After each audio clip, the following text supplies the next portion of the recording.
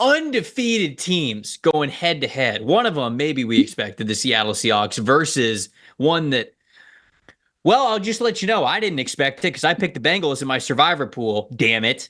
Oh, you didn't. Yeah. What do you mean I didn't? Is I know. the Bengals at home versus the Patriots? And yeah, I know. You're right. You're right.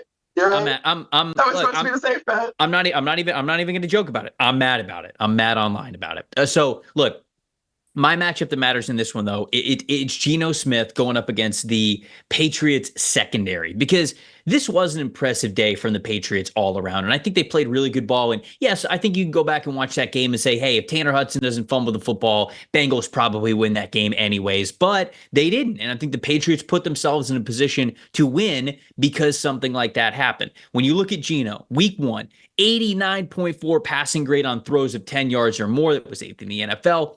80.6 PFF grade when kept clean. So he is somebody who wants to take chances deep down the field. And when that offensive line of Seattle is able to keep him clean, that's what's really important. And they played really well this past week. In particular, it was Charles Cross. So, you look at the 49ers, the New England Patriots defensive line. Keon White played really well last week. Is Seattle able to sort of mitigate what he has been as a pass rusher so far, or in the early parts of this 2024 season? If they can, and they can keep Geno clean, I think that he could have a big day. When you go to the Patriots secondary, though, that is something that is a talking point of how well they played, or at least maybe how well they fooled Joe Burrow, because the Bengals only attempted 7 throws beyond 10 yards last week. And Joe Burrow is normally a quarterback, especially when Jamar Chase is in the game. I know T. Higgins wasn't there, but when Jamar's in the game, he goes and gives his guy a chance. He's throwing it up to this dude. And he really did not do that much at all, even when the Bengals needed him to on that final drive that didn't end up going well for them. And I think a big reason is to sort of blend this in with my plus factor before I turn it over to you. Christian Gonzalez, the Patriots corner from the first round that they drafted last year, a stud when he was in his final year at Oregon. A lot of people thought that he could have been worthy of a top 10 overall pick. People talked about him and Devon Witherspoon going head to head. Funny that they're now on the same field, not going up against each other, but both of those dudes are there. Gonzalez covered Jamar Chase on 20 routes last week. 3 catches, 14 yards.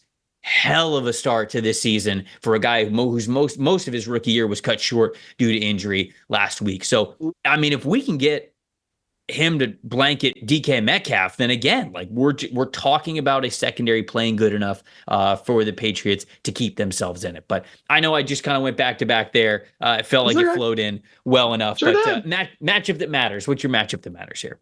Yeah, I'm going with the Pats O-line versus this Seattle defense, the pass rush. I mean, they had 29 pressures last week. It was second in the league. 13 pressures on 3rd and 4th down, which was tied for first. And you had 1 completion allowing 20 yards or more, which is tied for second in the NFL in week 1. This is not an easy defense to be going against.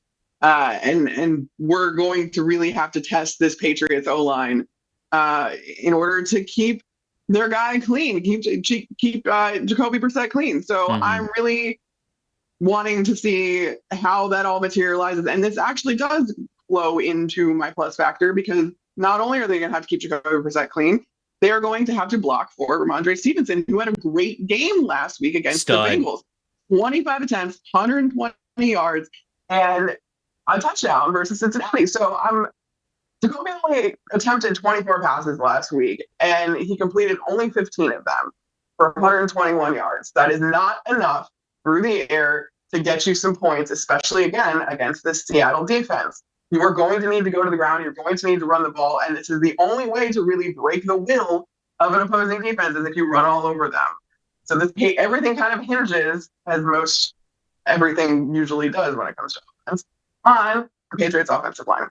Yeah. No, I think I'm with you on both of those things. Ramondre had an awesome day against the Bengals. I think he had, would you say 120 yards rushing, and just so many of them coming after contact, which is the most important part as well. So if you even know he can produce for you if the offensive line is not having a great day, but if they do have a great day, it only sort of amplifies what he can do.